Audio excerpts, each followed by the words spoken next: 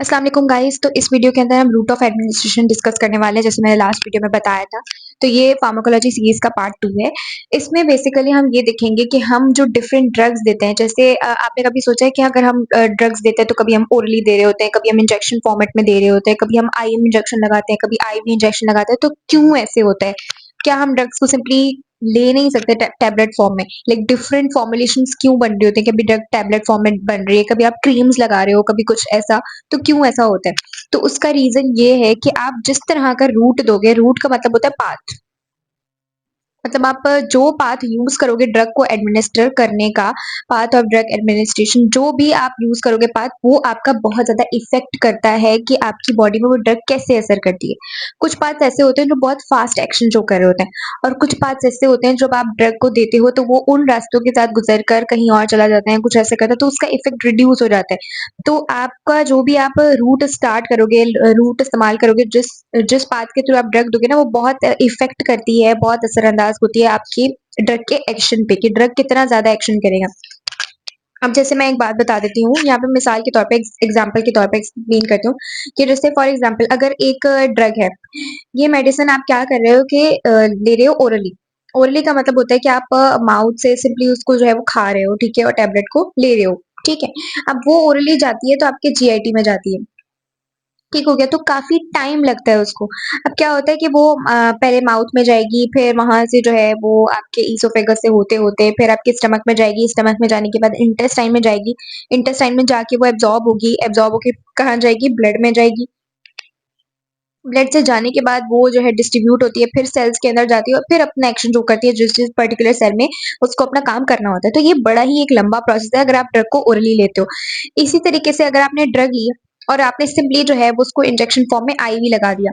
Ivy का मतलब होता है इंट्रावीनसली। इंट्रावीनसली मीन्स कि आपने जो है ड्रग डायरेक्टली ब्लड के अंदर डाली, मतलब वेन के अंदर डाली। डायरेक्ट वेन के अंदर डाली, दैट मीन्स डायरेक्ट कहाँ चली गई? ब्लड सिस्टेमिक सर्कुलेशन में ड्रग आपकी डायरेक्ट ब्लड के अंदर चली गई। तो इतना झंझट पालने की ज़रूरत ही नहीं है कि वो जीआईटी से हो के जा रही है, फिर पता नहीं लिवर में जा रही है, कहाँ जा रही है, उसके बाद जाके सेल्स में जा रही है। तो आप डायरेक्ट अगर वेन में डालोगे, तो क्या होगा कि ब्लड में चली जाएगी, और ब्लड में जाने के बाद वो डायरेक्टली कहाँ चली जाएगी? सेल्स में, और अपना एक्शन शो कर देगी। तो ये जो है बहुत फास्ट होता है। ये मैंने एक एग्जांपल दिया है, इस तरीके से बहुत सारे एग्जांपल्स हैं, बहुत सारे रूट्स हैं बेसिकली। लेकिन क्या है कि आईवी बहुत फास्ट होता है। आपने अभी दिया ड्रग और वो फौरन से ब्लड में चला गया, इसमें काफ़ी ज़्यादा टाइम लगता है। ठीक है, और दूसरी बात ये कि ओरली देने में ये होता है कि आपने जब ड्रग दे दी होती है ना, तो वो ड्रग आपकी जाती तो है, लेकिन मतलब कंपैरेटिवली कम जाती है। लाइक उसकी एब्ज़ॉर्प्शन रेट कम होता है, उसकी बायोअवेलेबिलिटी कम होती है। मतलब आपकी जो ड्रग है, वो अगर आपने 100% ड्रग दी है ओरली में, तो वो कहीं जाकर आपकी 60% या 40% जाके जो है वो आपकी सेल्स तक पहुँचती है, कहीं-कहीं पे रिड्यूस हो जाती है, क्योंकि वो डिफरेंट पाथ से गुज़रेगी तो वहाँ पे वो रिड्यूस हो जाती है। ठीक हो गया?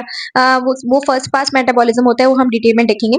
लेकिन आईवी फॉर्म में आपने क्या किया कि डायरेक्ट ब्लड में दे दिया, कोई जीआईटी का झंझट नहीं है, कोई लिवर का झंझट नहीं है, तो डायरेक्ट ब्लड में गया, डायरेक्ट सेल्स में गया, तो 100% बायोअवेलेबिलिटी होती है। मतलब आप जितना ड्रग दोगे उतनी ही एब्ज़ॉर्ब होगी सेल्स के अंदर।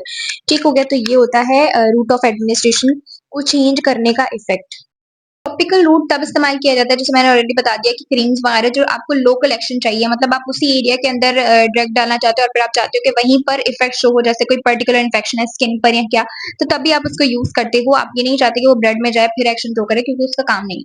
तो अब टॉपिकल वाले में रेक्टल तो देख लिया हमने कि अगर आपको कॉन्स्टिपेशन वगैरह को ट्रीट करना है, कोई ऐसी कंडीशन है आप चाहते हो कि वहीं रेक्टम पर ही इफेक्ट शो हो, तो फिर आप रेक्टली जो रूट यूज करते हो, वो इस तरह टॉपिकल में कंसीडर किया जाएगा। उसके बाद आता है फर्दर कि भाई अगर आपका कोई स्किन के अंदर आप डायरेक्टली या डर्मली लगा रहे हो, तो उसमें क्या होता है कि आपने डायरेक्टली स्किन के ऊपर अपनी ड्रग अप्लाई की, चाहे वो आप क्रीम्स यूज करो, कुछ ऑइंटमेंट्स होती है, कुछ ऐसी जेल्स वगैरह होती हैं, वो जैसे स्किन पर रैशेज हो जाते हैं, इन्फेक्शन हो जाते हैं, वाउंड्स होते हैं, कट्स होते हैं, कुछ भी, तो वहीं पे अगर आप मरहम वगैरह की तरह लगाते हो, तो फिर वो आता है आपका स्किन और डर्मली की कैटेगरी के अंदर।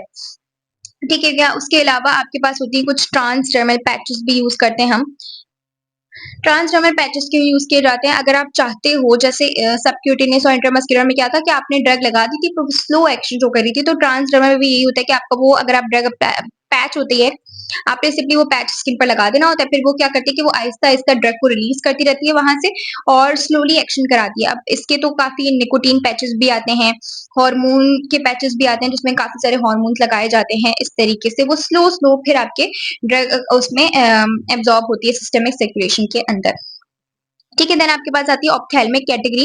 ऑप्थेल्मिक का मतलब होता है कि जो आप आईज़ के उसमें लगाते हो, तो इसमें मैं ऑप्थेल्मिक भी कह सकते हैं वैसे तो इसको हम कंजक्टिवल भी कह सकते हैं। मतलब आपने आईज़ के अंदर जैसे आई ड्रॉप्स वगैरह लगा दिए हैं, कोई आई ऑइंटमेंट होती है जैसे टोब्रामाइसिन वगैरह इस तरीके के कुछ एंटीबायोटिक्स हम देते हैं।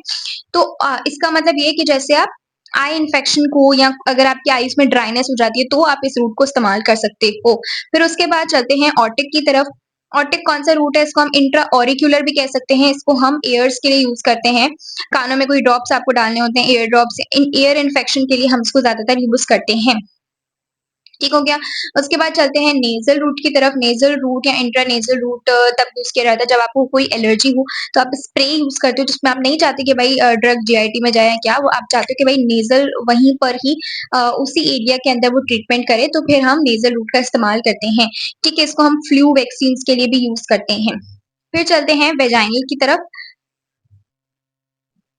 वेजाइनल जो है उसमें भी आप क्रीम्स कुछ टैबलेट्स ऐसे यूज़ करते हो जो आपके इन्फेक्शंस को लेकर, अगर आपको वेजाइनल इन्फेक्शंस हो जाते हैं क्या, तो उसी एरिया के अंदर आप चाहते हो कि ट्रीटमेंट हो, तो फिर आप ड्रग को वहीं पर अप्लाई करोगे, कुछ क्रीम्स वगैरह वहीं पर अप्लाई करोगे, ठीक है?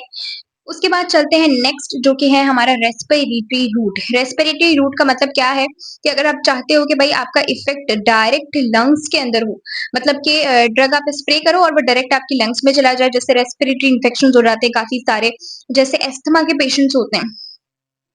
तो एस्मा पफर्स यूज़ करते हैं वो, जैसे कि उसमें वो ड्रग यूज़ करते हैं जिसे हम कहते हैं सैल्ब्यूटामोल।